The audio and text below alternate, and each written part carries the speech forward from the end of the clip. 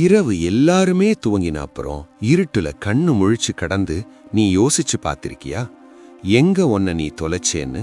காலையில எழுந்திருக்கிறது முதல் எல்லாருக்காகவும் ஓடி ஓடி வேலை செஞ்சாலும் எல்லாரோட குறைங்களையும் புகார்களையும் கேட்டு முடிக்கும்போது ஒரு நாளோட கடைசியில உன்னோட உள்ளுக்குள்ள ஒரு பெரிய சூன்யமோ இல்ல வெறுமையோ மிஞ்சி நிக்குதா? சில நேரங்கள்ல ஒரு ஃபோன் கால் முடிஞ்சு போக வைக்கும்போதோ இல்ல ஒருத்தர்கிட்ட பேசி முடிச்சிட்டு எழுந்திருக்கும் போதோ உனக்கு ஒரு விதமான தளர்ச்சி தோணி இருக்கா? அது உடம்புக்கு இல்ல, மனசுக்கு ஏதோ ஒரு பெரிய பாரத்தை தலைமையில வச்ச மாதிரி. அவங்க உன்னோட பிடிச்சவங்களா இருக்கலாம், ரொம்ப நெருங்கிய நண்பர், சொந்தக்காரங்கன்னு யாரா வேணா இருக்கலாம்.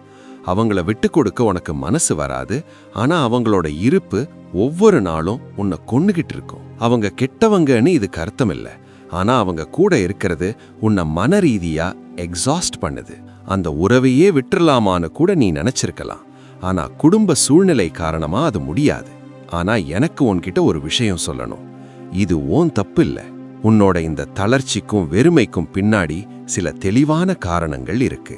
உன் வாழ்க்கையிலிருந்து யாரையுமே வெட்டி மாற்றாமலேயே உன்னோட மன நிம்மதியை எப்படி திரும்ப எடுத்துக்கலான்னு சொல்லித்தர 5 பவர்ஃபுல் ஸ்ட்ராட்டஜிகள் இன்னைக்கு நான் சொல்லித்தர போறேன். இந்த வீடியோவோட கடைசி பகுதியில நான் சொல்ல போற விஷயம் உன் வாழ்க்கைய பத்தின உன் பார்வையையே மாத்திடும்.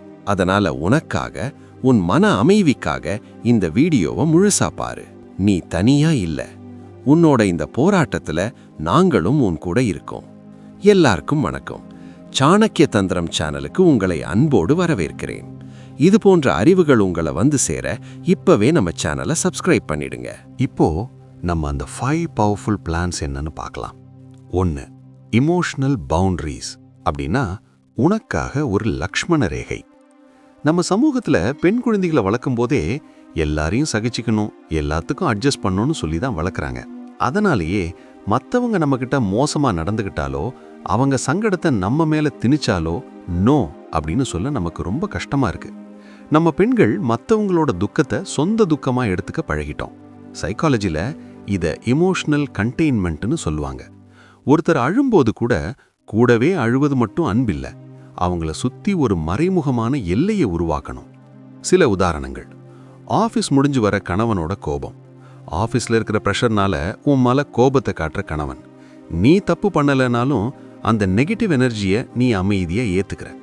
இதனால உன் சாயங்காலமே பாழாகுது. இங்க ஒரு எல்லை வரீங்க. உனக்கு கோபம் வருது எனக்கு புரியுது, ஆனா அதை ஏன் மேல காட்டுறது சரியில்லை. நீ அமைதியான அப்புறம் நம்ம பேசலாம்னு சொல்லி அங்கிருந்து விலகி நிற்கிறது ஒரு பவுண்டரி. அதே மாதிரி எப்பவும் குறை சொல்லும் நண்பர்.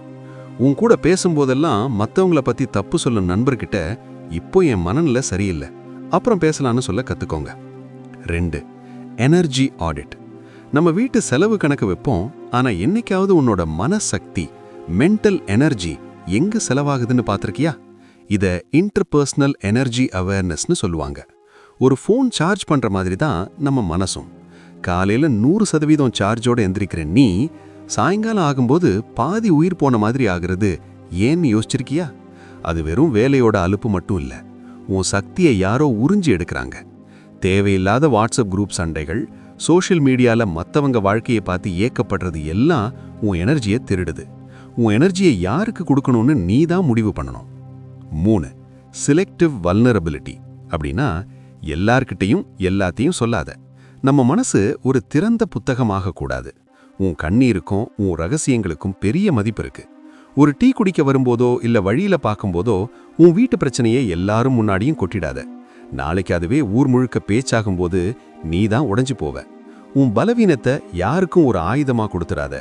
உன்னை உண்மையா புரிஞ்சிக்கிற, உன் வளர்ச்சிக்கு ஆசைப்படுற 1-2 பேர்கிட்ட மட்டும் உன் மனசு திற. மற்றவங்களுக்கு உன் சிரிச்சு முகம் மட்டும் போதும். இது சுயநலம் இல்ல, இதுவும் தற்காப்பு. 4. Structured availability. நம்ம எப்பவுமே எல்லாருக்கும் ஃப்ரீயா இருக்கக்கூடாது.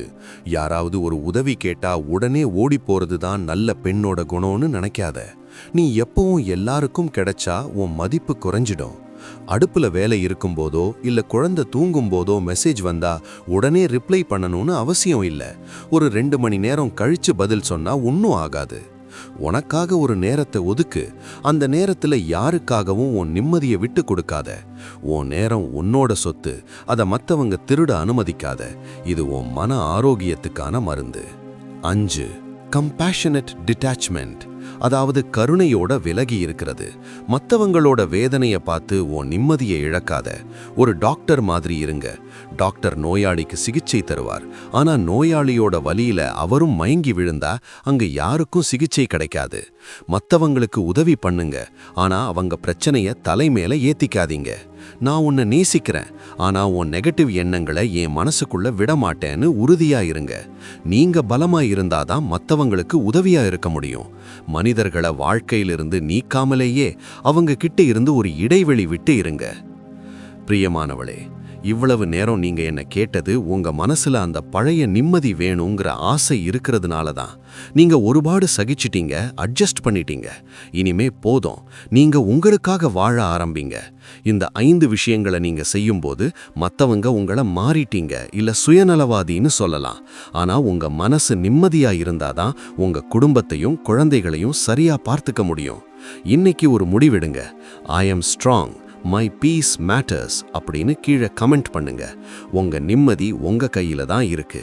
இந்த பயணம் முடியல, நாங்க உங்க கூட இருப்போம். நன்றி, வணக்கம்.